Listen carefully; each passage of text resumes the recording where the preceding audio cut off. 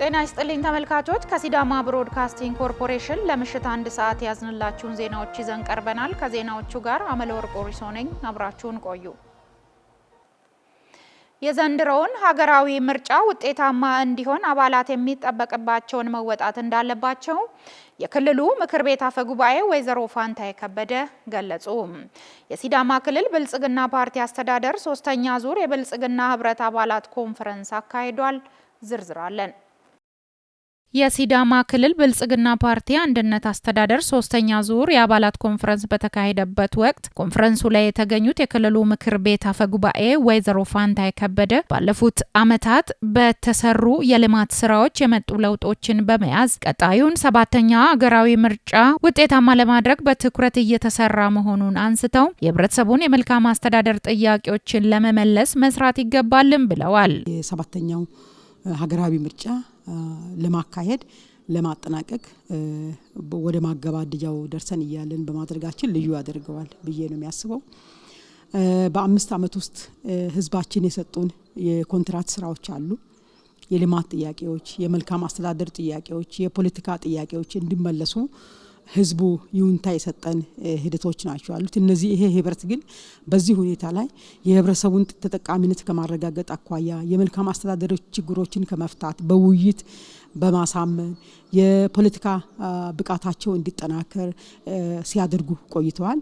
በዚህ በ5 ዓመት ውስጥ በጉዟችን የተሰሩ ስራዎች በርካታ ስራዎች ናቸው አሉት። እንደ ሀገር የመስኖ የበጋ ስንዴ በመዝራት የአገሪቷ እንድትቀየር የተቀየሩ አመራሮች በመፈጠራቸው እንግዲህ ኢትዮጵያ በለውጥ ላይ ጎዳና ላይ መሆኗን ለሁሉም ግልጽ ነው። በኢኮኖሚ የበለጸገች ከሌላው ተረጅነት ወደ መርዳት እየገባች ያለች ሌሎች በችግር ውስጥ የተፈጠረ ስርዓት ነው። ይሄ የውጭና የውስጥ ግፊቶች ባሉበት በዚህ ውስጥ ሆኖ ትልቅ ኢኮኖሚያዊ አቅሞችን ያጎለበተና ለህብረተሰቡ የገባውን ቃል በልማቱ የልማት ትሩፋቶችን በአግባቡ የመለሰ በተለይ ቆሞ የቀሩ ግንባታዎች ሐውልት ሆኖ የነበሩ ሁሉ የተሰሩበት ድንጋይ ብቻ መጣል ሳይሆን የተሰራው ልማቶች ተሰርተው አልቆ የሚመረቁበት በርካታ የውሃ ፕሮጀክቶች፣ የመስኖ ፕሮጀክቶች፣ ትምህርት ቤቶች፣ የትምህርት ስብራቶች የተጠገኑበት የመልካም አስተዳደር ችግሮች ስንል በርካታዎች ናቸው። እነዚህ ሁሉ የተመለሱበት ጊዜ ወቅት ላይ በመሆናችን እጅግ በጣም ደስ ያሰኛል። ቀጣዩ ሀገራዊ ምርጫ ተአማኒና ፍትሃዊ እንዲሆን አባላት የሚጠበቅባቸውን መወጣት እንዳለባቸውም አሳስበዋል። ምርጫው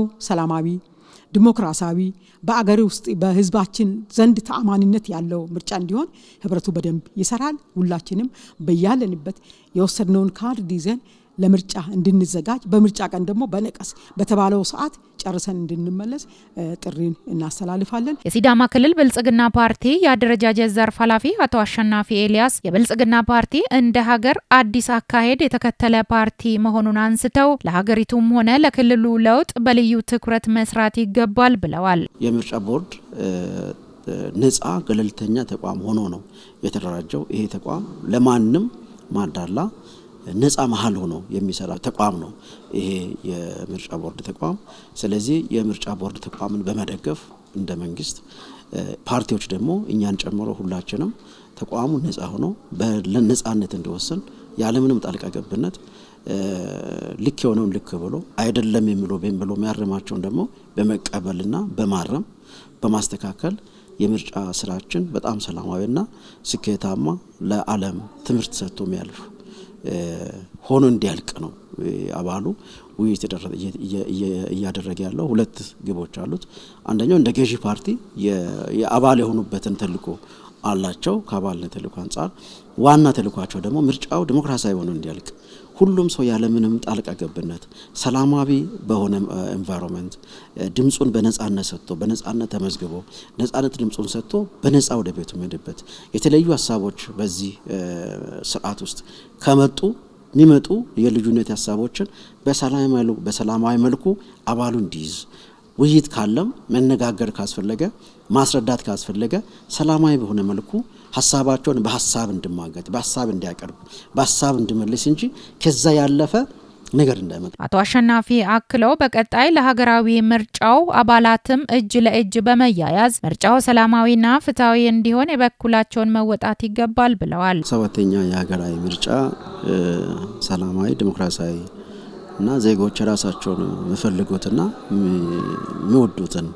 ይበጀናል ሀገር ይመራል ብሎ ያሰቡትን ፓርቲ ለመምረጥ ዝግጅት እየተደረገ ነው ያለው። እንደ ብልጽግና ፓርቲ የሚሆን ሌሎች ፓርቲዎች በዚህ ደረጃ ሁሉም ዝግጅት እያደረጉ ናቸው ያሉት። አሁንም እዚህ እያየን ያለነው እንደተለመደው በየ3 ወሩ የብልጽግና አባላት ኮንፈረንስ ይደረጋል። ይሄ የ3ኛ ሩብ ኮንፈረንስ እየተደረገ ነው ያለው። በዚህም አባላት ያላቸው ሚና ከምርጫ አንጻር ነው ውይይት እየተደረገ ያለው ሪፖርት ቀርቦ በዚህም የብልጽግና አባላት ግንባር ቀደም በመሆን የራሳቸውን ካርድ መውሰድ እንዳለባቸው እሱ ብቻ ሳይሆን ሌሎቹም ካርድ እንዲወስዱ እንዲያግዙ። ምክንያቱም ሁሉም ሰው ካርዱን መውሰድ አለበት። ካርድ ከወሰደ በኋላ ይበጀኛል ሀገር ይመራል ብሎ የሚያስበውን ፓርቲ ለመምረጥ ነው እድል የሚሰጠው። ስለዚህ ይሄ ቀላል እድል አይደለም። በሀገሪቱ ጉዳይ ላይ የሚወሰን ታላቁ ውሳኔ ነው። ይሄ ዜጎች ሁሉ የሚወስነው ነው። በወሰነው ፓርቲ በመረጠው ፓርቲ መመራት ቀላል አይደለም። ስለዚህ ያ እንዲሆን ሁሉም ሰው ካርዱን መውሰድ አለበት። የኮንፈረንሱ ተሳታፊ አባላትም ለ7ኛው ጠቅላላ ምርጫ ከወዲሁ መዘጋጀታቸውንም ነግረውናል። እያንዳንዱ አባል እያንዳንዱ የብልጽግና ፓርቲ ህብረት የራሱን መብት የራሱን ግዴታ አውቆ ሄዶ የሚሰራበትን ተግባር እንዲፈጽም የሚያነሳሳ ለምርጫው ተነቃቅቶ ሄዶ ምርጫ መምረጥ የሚችልበት የሚያደርግ ትልቅ ኮንፈረንስ ነው ብለን ነው የምናስበው። 7ኛ ዙር ምርጫ ለማካሄድ ዝግጅት እያደረግን ነው። ለዚህ ዝግጅት ደግሞ አባሉ ድርሻ አለ። መብቱን ማስከበር የሚችለው በካርድ ነው። የዜጎችን ሁለንተናዊ ተጠቃሚነት ለማረጋገጥ መንግስት ዘርፈ ብዙ ስራ እየሰራ እንደሚገኝ የብልጽግና ፓርቲ የህዝብና የዓለም አቀፍ ግንኙነት ዘርፍ ኃላፊ ዶክተር ቢቂላ ሁሪሳ ተናገሩ። የኢትዮጵያ ህብረት ስራ ኮሚሽን ወደ ቀበሌ መድረስ በሚል መሪ ሀሳብ 2ኛውን ሀገር አቀፍ የህብረት ስራ ሪፎርም የንቅናቄ መድረክ በተለያዩ ከተሞች ማካሄድ ጀምሯል። ገዛይን ጋሻው ዝርዝር አለው። በመድረኩ ላይ የተገኙት በብልጽግና ፓርቲ በሚኒስቴር ማዕረግ የህዝብና ዓለም አቀፍ ግንኙነት ኃላፊ የሆኑት ዶክተር ቢቂላ ሁሪሳ በአገር አቀፍ ደረጃ ዜጎች ከድህነት ተላቆ የዕለት ተዕለት ኑሯቸውን መምራት እንዲችሉ የኢኮኖሚ ማሻሻያና ሪፎርም ከማድረግ ባለፈ የህብረት ስራ ማህበራት ውጤታማ እንዲሆኑ ለማድረግ ትልቅ ትኩረት ተሰጥቶ እየተሰራ እንደሚገኝ ተናግረዋል። በኢኮኖሚው ዘርፍ ዜጎቻችን ከድህነት ወጥተው የተሻለ ኑሮ እንዲኖሩና ለኢትዮጵያ ብልጽግና ተምሳሌት እንዲሆኑ የሚያስችሉ እጅግ በጣም በርካታ የኢኮኖሚ ማሻሻያ ስራዎች ተሰርተዋል። በዚህም የሀገራችን ኢኮኖሚ ከስብራት መውጣት ብቻ ሳይሆን ከሳህራ በታች ካሉ ሀገራት ትልቅ እና ግዙፍ ኢኮኖሚ መሆን የቻለ በአፍሪካ 5 ትላልቅ ግዙፍ ኢኮኖሚ ካላቸው ሀገራት መሆን ያስቻለ ጠንካራ የኢኮኖሚ ማሻሻያና ሪፎርም ስራ ተሰርቷል። ልባችሁን፣ ቀልባችሁን፣ አካላችሁን፣ መንፈሳችሁን ሁሉ እዚህ ስልጠና ላይ በማድረግ የተሻለ ዕውቀት፣ ግንዛቤ፣ ቁርጠኝነትና የሥራ እልህ ይዛችሁ ሄዳችሁ ህዝባችሁን እንድትቀይሩ ኢትዮጵያን እንድትቀይሩ አደራ ለማለት እፈልጋለሁ። የኢትዮጵያ ህብረት ስራ ኮሚሽን ምክትል ኮሚሽነር አቶ ሺሰማ ገብረስላሴ በበኩላቸው አምናም ከ30 ሺህ በላይ ህብረት ስራ ማህበራት ስልጠና ወስደው ወደ ስራ መግባታቸውን ገልጸው በዚህ ዓመትም በርካታ የህብረት ስራ ማህበራት ወደ ስራ ገብቶ ለማክሮ ኢኮኖሚ የራሳቸውን ድርሻ ከመወጣት ባለፈ ኑሯቸውን መቀየር እንዲችሉ ከፍተኛ ድጋፍና ክትትል እንደሚደረግም ገልጸዋል። እጅግ ቁጥራቸው የሰፋ ህብረት ስራ ማህበራት አሉን። በጣም ጥቂት በጣም በጣት የሚቆጠሩ ይሄ ዓለም አቀፍ ስታንዳርድ ላይ የደረሱ ህብረት ስራ ማህበራት በመድረስ ላይ ያሉ አዲስ ጄኔሬሽን ኒው ጄኔሬሽን የምንላቸው ህብረት ስራ ማህበራት አሉ። ግን ገና ብዙ መስራት እንደሚጠበቅብን ሀገር ትላንት ግብርናን መሰረት ያደረገ ግብርናና የገጠር ልማት መሰረት ያደረገ በአንድ ጉዳይ ላይ ያተኮረ ፖሊሲ ነው ስንከተል የነበረው። በአምስቱም ለሀገር እድገት በተመረጡት ዋና ዋና ዘርፎች ህብረት ስራ ማህበራት መሳተፍ አለባቸው። ሊሳተፉ የሚችሉት ትላንት በነበራቸው አደረጃጀት፣ ትላንት በነበራቸው አሰራር፣ ትላንት በነበራቸው አስተሳሰብ ሊሆን አይችልም። ስለዚህ ይሄ ቁጥር ወደ ህብረተሰቡ መመለስ አለበት። እንደገና መደራጀት አለበት። የተደራጀው እንደገና መጠናከር አለበት። የተበታተነው መዋሃድ አለበት። የሲዳማ ክልል ህብረት ስራ ኤጀንሲ ዋና ዳይሬክተር አቶ ሽመልስ ሀጥሶ በክልሉ ውስጥ ብዙ የህብረት ስራ ማህበራት እንደሚገኙ ገልጾ አብዛኞቹ ውጤታማ መሆናቸውንም ተናግረዋል። በርካታ በክልሉ ውስጥ ግንባር ቀደም የሆኑ ህብረት ስራ ማህበራቶች አሉ። ካሉት ህብረት ስራ ውስጥ ሞዴል ግንባር ቀደም ብለን የለየናቸውና በተጨባጭም ያመጡት ለውጥ ግንባር ቀደም መሆኑን በተጨባጭ ያስመሰክሩ አሉ። ለምሳሌ ከመሰረታዊ ሁለገብ ህብረት ስራ ማህበራቶች ውስጥ ወደ 56 የሚሆኑ ህብረት ስራ ማህበራቶች በክልሉ ደረጃ አሉ። በተለይ እነዚህ ኤክስፖርት የሚያደርጉ ናቸው። ቡናንም ይሰበስባሉ፣ አጥበው ለዩኒየናቸው ያቀርባሉ። ወጣቶች ወደ ህብረት ስራ ማህበራቶች እየገቡ ናቸው። ቴክኖሎጂውንም እየተጠቀሙ ናቸው። ሁለተኛ ካፒታላቸውም እያደገ ነው። በ6 ማዕከላት እየተደረገ ያለው ሁለተኛው ዙር ቀበሌ የመድረስ ምዕራፍ ሀገር አቀፍ የህብረት ስራ ሪፎርም ንቅናቄ ለሚቀጥሉት 8 ቀናት እንደሚቀጥልም ተገልጿል። 7ኛው ጠቅላላ ሀገራዊ ምርጫ በሰላማዊና ደህንነቱ የተረጋገጠ እንዲሆን ትኩረት ሰጥቶ እንደሚሰራ የሲዳማ ክልል ፖሊስ ጠቅላይ መምሪያ ገለጸ። የክልሉ ፖሊስ ጠቅላይ መምሪያ በአጠቃላይ ሀገራዊ ምርጫ የጸጥታ ጉዳዮች ላይ ከፖሊስ አባላት ጋር ምክክር አካሂዷል። አዳነሽ አለሙ ያዘጋጀው ዘገባ እንደሚከተለው ይቀርባል። በውይይቱ ወቅት የሲዳማ ክልል ፖሊስ ጠቅላይ መምሪያ ኮሚሽነር ተስፋዬ ዴዊሶ የፖሊስ አባላት ለቀጣይ ሀገራዊ ምርጫ የህግ የበላይነትን ለማረጋገጥ ከህዝብ ጋር በቅርበት በትብብር መስራት፣ የምርጫ ጣቢያዎችን ደህንነት መጠበቅና በማንኛውም ጊዜ ሙያ ስነ ምግባርን መከተል እንደሚያስፈልግ አስገንዝበዋል። በሙያ ስነ ምግባር የተላበሰ ተቋም እንዲሆን ምርጫን በሚመለከት ደግሞ የምርጫ ግብአቶችን ከመጠበቅ እስከ ምርጫ ተዋናዮችን ደህንነት የመጠበቅ ስራ አሁን ጀምረን ያለነው ነው። በዚህ ወቅት ቅድመ ምርጫ በሚባለው ጊዜ ላይ ይህንን የማድረጉን ጉዳይ ኦልሞስት አሁን እያገባደድን ነው። አንዱ ፓርት እዛ ላይ ያበቃል። በስኬታማነት እየጨረስን ነው። ቀጥሎ ያለው በቀጣይ የሚመጡ ሂደቶችን ተከትሎ መስራት ላይ ትልቁ ስራ ብለን የወሰድነው ግንዛቤ ስራ በተቋማዊ ማህበረሰብ ላይ በደንብ መስራት ነው።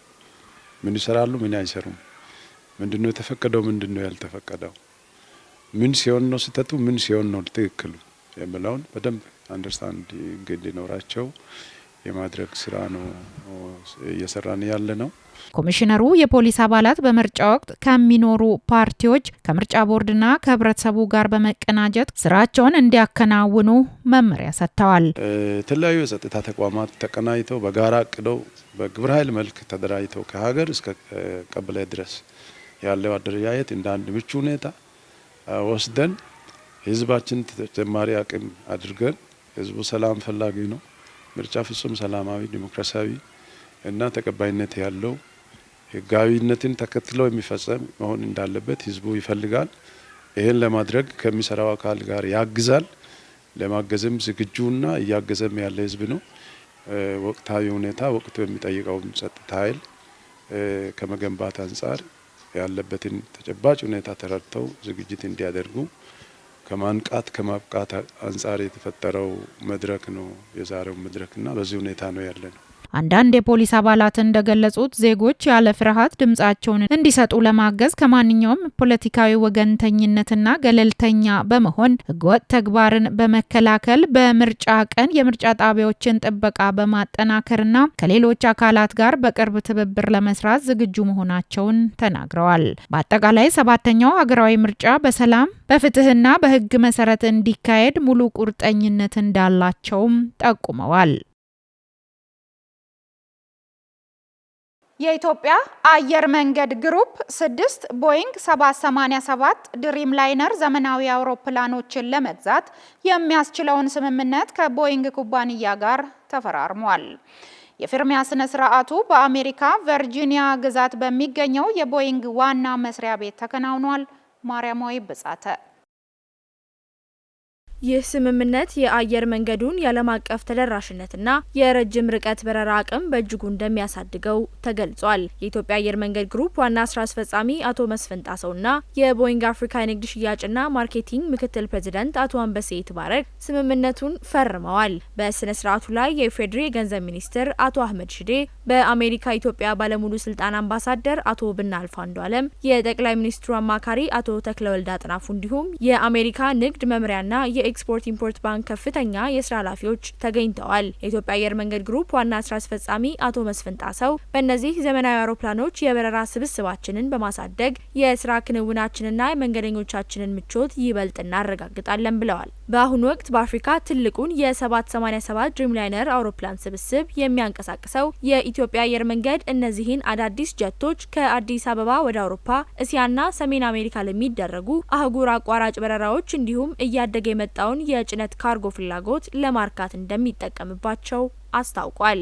የቦይንግ አፍሪካ የንግድ ሽያጭና ማርኬቲንግ ምክትል ፕሬዚዳንት አቶ አንበሴ ይትባረክ በበኩላቸው የ787 ድሪም ላይነር ነዳጅ ቆጣቢነትና ሁለገብነት ለኢትዮጵያ አየር መንገድ የላቀ ስኬት ትልቅ አስተዋጽኦ እንደሚኖረው ጠቁመዋል። የኢትዮጵያ አየር መንገድ በአሁኑ ወቅት ከ145 በላይ ዓለም አቀፍ መዳረሻዎች ያሉት ሲሆን በአማካይ 7 ዓመት ዕድሜ ያላቸው ከ170 በላይ ዘመናዊ አውሮፕላኖችን ማንቀሳቀስ ላይ ይገኛል። አየር መንገዱ ለ8 ተከታታይ ዓመታት የስካይ ትራክስ የአፍሪካ ምርጥ አየር መንገድ ሽልማትን በማሸነፍ የአህጉሪቱ የአቪዬሽን ኩራት ሆኖ ቀጥሏል። አየር መንገዱ የአውሮፕላን ብዛቱን ወደ 356 ከፍ ለማድረግ ማቀዱንም ተናግሯል። የአየር መንገድ ግሩፑ የንግድ ዋና ስራ አስፈጻሚ አቶ ለማ ያዴቻ የአውሮፕላን እድገታችን በከፍተኛ ሁኔታ እያደገ ነው። የዛሬ 8 ዓመት 100 ገደማ አውሮፕላኖች ነበሩን። ዛሬ 170 አውሮፕላኖችን አገልግሎት ላይ አውለናል ሲሉ ተናግረዋል።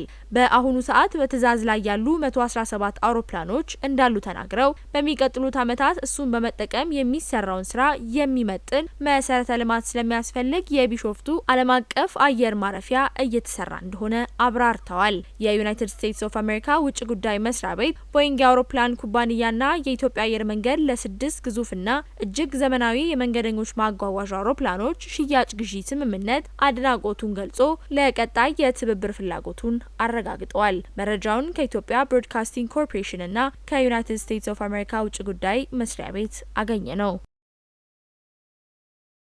አገልግሎት አሰጣጡን በማዘመን ከእንግልትና ብልሹ አሰራር የጸዳ ስራን እየሰራ እንደሚገኝ የሲዳማ መሶብ አንድ ማዕከል አገልግሎት አስታወቀ።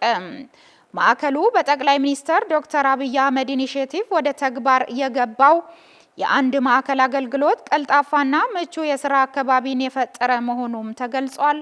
ጽዮን ዮናስ ዝርዝር አላት።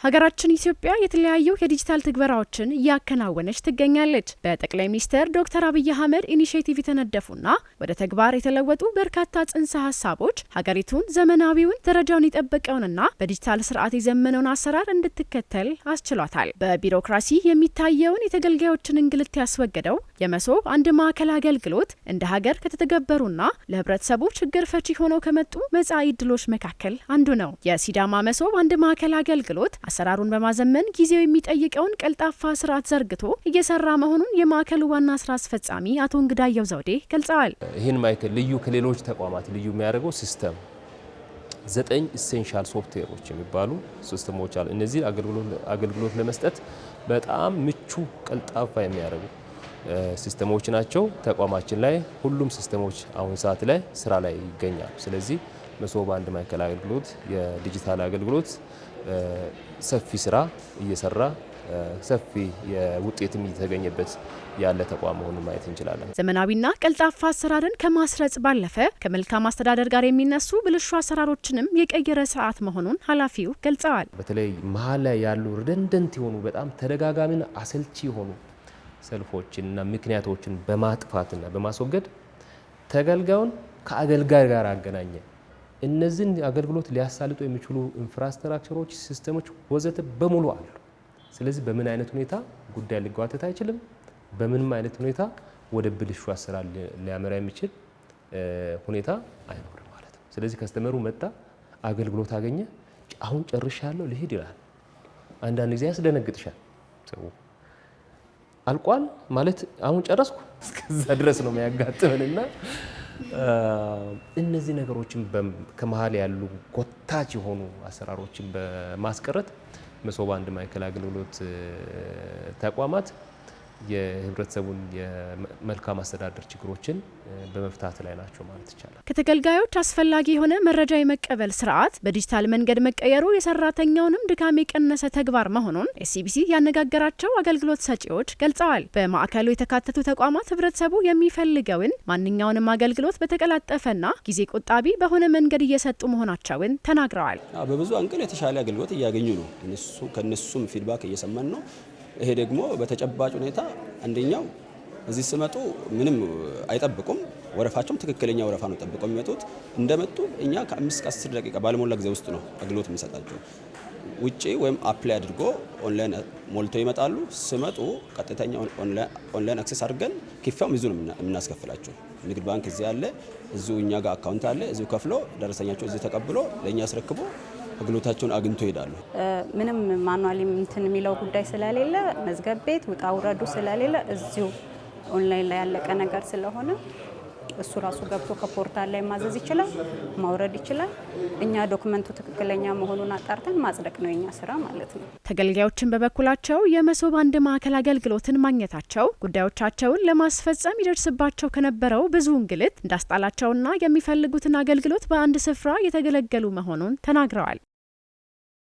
የኢሚግሬሽንና ዜግነት አገልግሎት ባለፉት 9 ወራት ውስጥ 1.2 ሚሊዮን ለሚሆኑ ዜጎች ፓስፖርት ተደራሽ ማድረጉን አስታወቀ። ተቋሙ ባለፉት 9 ወራት ያከናወናቸውን ዋና ዋና ተግባራት አስመልክቶ ለመገናኛ ብዙሃን መግለጫ ሰጥቷል።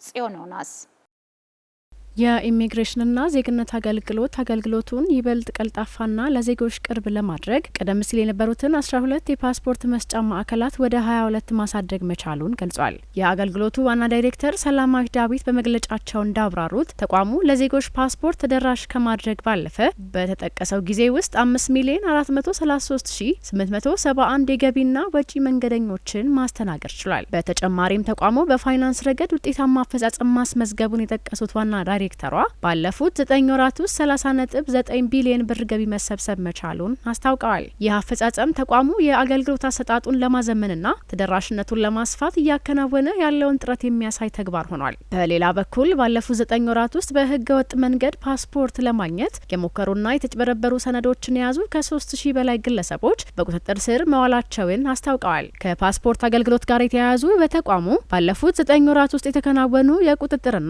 የአሰራር ማሻሻያ ተግባራትን በተመለከተ ዛሬ ለመገናኛ ብዙሃን መግለጫቸውን ሰጥተዋል። በዚህም 300 የውጭ ዜጎችና 3338 ኢትዮጵያውያን በድምሩ 3638 ግለሰቦች የተጭበረበረ ሰነድና ትክክለኛ ያልሆነ የዜግነት ማስረጃ ይዘው ሲንቀሳቀሱ ተገኝተው በህግ አግባብ ተጠያቂ እንዲሆኑ ተደርጓል ብለዋል። ከዚህ ጋር ተያይዞ የተቋሙን የአሰራር ስርዓት በአግባቡ ባልተከተሉ 17 ሰራተኞች ላይ አስተዳደራዊ እርምጃ መወሰዱን ዋና ዳይሬክተሯ ገልጸዋል። ህገወጥ የድንበር መሻገር እንቅስቃሴን ለመግታት በተከናወነው የድንበር ቁጥጥር ስራ ደግሞ በርካታ ግለሰቦች በህገወጥ መንገድ ሊወጡና ሊገቡ ሲሉ በቁጥጥር ስር ውለው ህጋዊ እርምጃ ተወስዶባቸዋል ሲሉ ገልጸዋል። በተጨማሪም የውጭ ዜጎች ምዝገባና ቁጥጥርን በተመለከተ በሀገር ውስጥ በተለያዩ ኩባንያዎች ውስጥ ሲሰሩ የነበሩ 42809 የውጭ ዜጎች ህጋዊነታቸው ተረጋግጦ ወደ ህጋዊ መስመር እንዲገቡ መደረጉን ተቋሙ በመግለጫው ይፋ አድርጓል።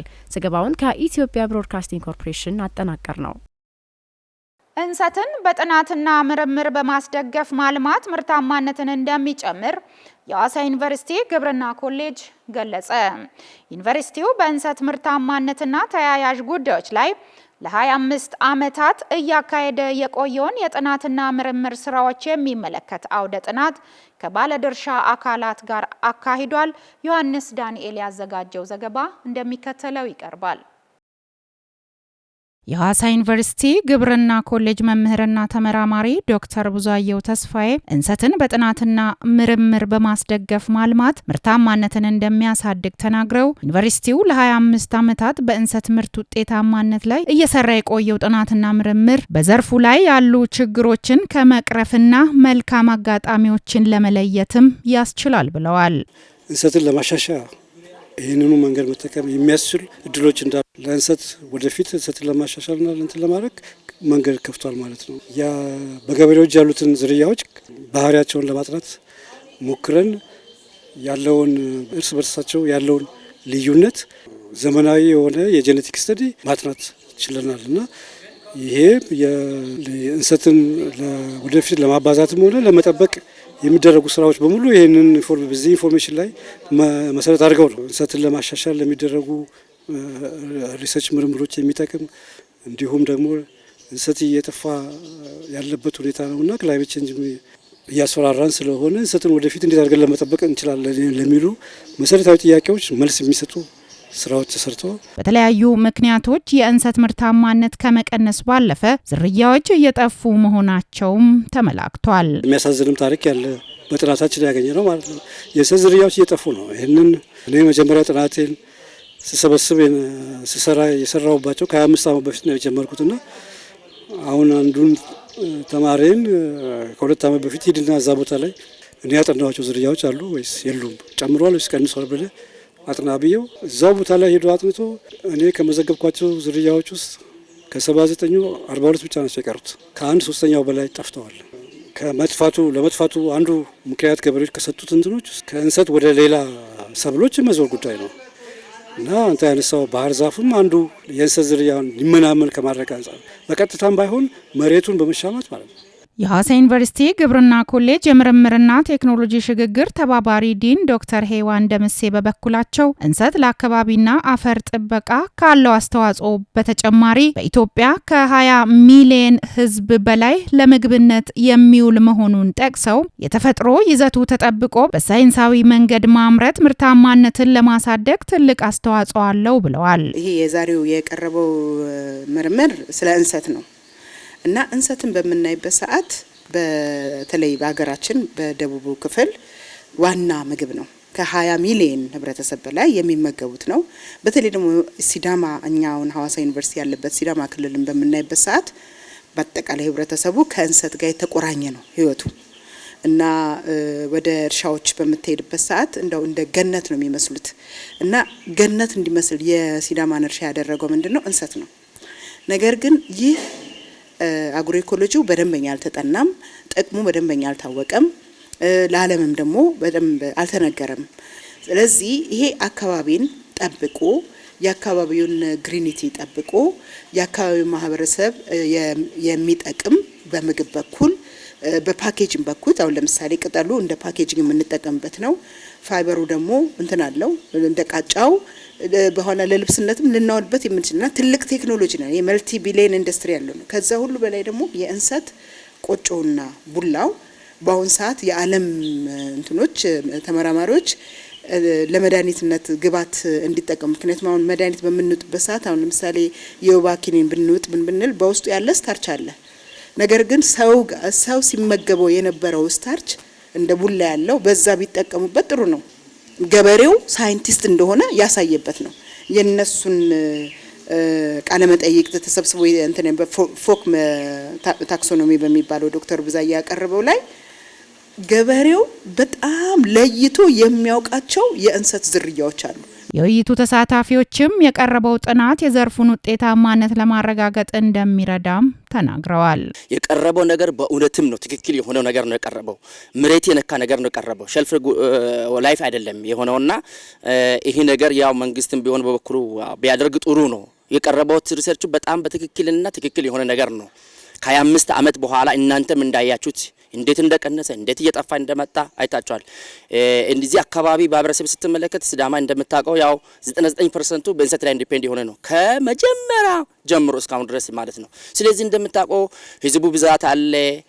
ዋና ደግሞ ህዝቡ በዚህ ላይ ነው ዲፔንድ የሆነው፣ በዚህ ላይ ነው ምግብ ላይ ነው የሚኖረው። ላንድ ዲግራዴሽን አለ፣ ይሄ መሬት ጽበት አለ። እንሰት በባህሪው ደግሞ የከብት ቤት ነው የሚፈልገው፣ ኮምፖስት ነው የሚፈልገው፣ መዳበሪያ አይጨምርበትም ብዙም።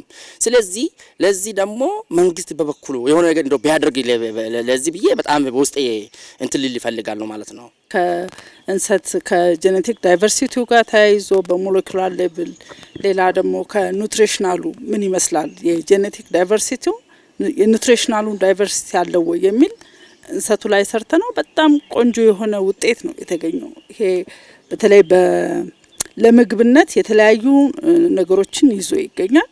ብዙ ዝርያዎች አሉ። በጣም የሚገርም ስራ ነው። እውነቴን ነው የምላችሁ። የ25 ዓመት ስራ እንደ እንሰት ኢትዮጵያ ውስጥ ብቻ ሳይሆን ኢትዮጵያ ውስጥ ኢቭን እንደ እንሰት እንደዚህ አይነት ስራ አልተሰራም። አሁን ብዙዎቹ የሴሪያል ክሮፖች በቆሎ፣ ማሽላ፣ ጤፍ የምትላቸው በደንብ እንደዚህ መልክ ኦርጋናይዝድ ሆኖ ለእንሰት የተሰጠው ስራ ቀላል አይደለም ብዬ ነው ማስብና በጣም ብዙ ስራ ነው የሰራው።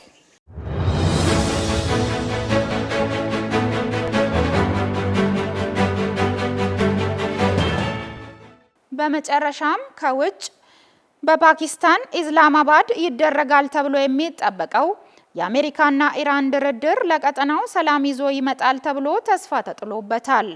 ነገር ግን ኢራን የከበባና ዛቻ ድባብ ውስጥ ሆኜ ለመደራደር እቸገራለሁ ማለቷ ለድርድሩ አለመሳካት ምክንያት እንዳይሆን ተሰግቷል። ጀማል ሱፍ ዝርዝር አለው።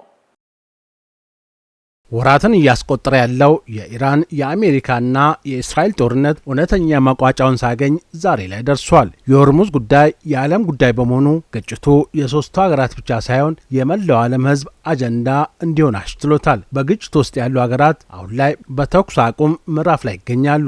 የስምምነቱ የጊዜ ገደብ ለመጠናቀቅም ሰዓታት ብቻ ቀርተውታል። ይህን ጊዜያዊ የተኩስ አቁም ስምምነት ወደ ዘላቂ ምዕራፍ ለማሸጋገር በፓኪስታን ድርድር ይጀመራል ተብሎ በመጠበቅ ላይ ይገኛል። እስከ ቅርብ ጊዜ ባለው መረጃ የሁለቱ ሀገራት ድርድርና ንግግር መልካም ገጽታ የነበረው ሲሆን በመሃሉ የኢራን መርከብ በአሜሪካ ወታደሮች መያዟ ሌላ የትኩሳት መንስኤ እንዲሆን አድርጎታል። ፓኪስታን ድርድሩ ተሳክቶ ለዓለም ሕዝብ እፎይታ ይሆን ዘንድ የአደራዳሪነቱን ሚና ለመወጣት ደፋ ቀና እያለች ነው። የሁለቱን ሀገራት ከፍተኛ ተደራዳሪዎች ደህንነትን ለማስጠበቅ ከፍተኛ ቁጥር ያላቸው የደህንነትና የጸጥታ አካላትን አሰማርታለች። የኢራን መንግስት ባወጣው መግለጫ የኢራን መርከብ በአሜሪካ ተይዛ ሳለች ወደ ድርድሩ አንመጣም ማለታቸው ለድርድሩ እንቅፋት እንዳይሆን በርካቶች ስጋታቸውን እየገለጹ ነው። በተለይም አሜሪካ በኢራን ወደቦች ላይ ማዕቀብ መጣሏ የቅሬታ ምንጭ ሆነዋል። በቴህራን በኩል ፕሬዚዳንት ዶናልድ ትራምፕ በየአጋጣሚዎቹ ኢራንን የተመለከቱ አፍራሽ ሀሳቦችን በተደጋጋሚ ማንሳታቸው የቴህራንን ልብ ማሻከሩን ከአካባቢው የሚወጡ መረጃዎች እያመለክቱ ነው። የኢራን ፓርላማ